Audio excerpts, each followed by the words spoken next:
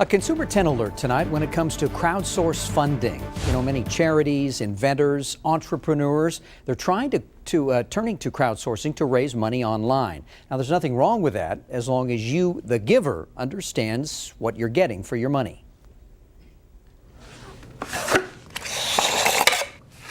Zach Chappell believes these belts could one day hold up men's pants all over the world. They do hold up quite a few pants already. He's been selling them online since discovering them during a visit to China. 2.5 years ago, my wife and I were actually hiking around our hometown, and my belt broke. And I ended up buying a new belt while we were there, and it was something that I'd never seen before. It's a fitted belt without the traditional belt buckle or belt holes. And then when you feed it into the buckle, kind of like a zip tie, it ratchets. He says the unique design allows for virtually no wear and tear.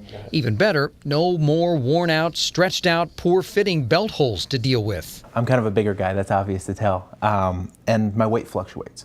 So I'm anywhere 1 to 3 holes difference depending on what week it is or how healthy of a meal I just ate. And with this belt, you can adjust it up to 8 inches at 1/4 inch adjustability. His company, Completely Royal, started with 15 buckle styles and 8 strap styles. Their next idea, a buckle with an empty middle that can be worn every day, everywhere. We found some good examples, had a couple prototypes, and we went to the manufacturer, said this is what we want. And they said, well, if you want to do that, there's going to be a die cost. I mean, manufacturing is expensive. So that's why we decided we'd go to the crowdfunding.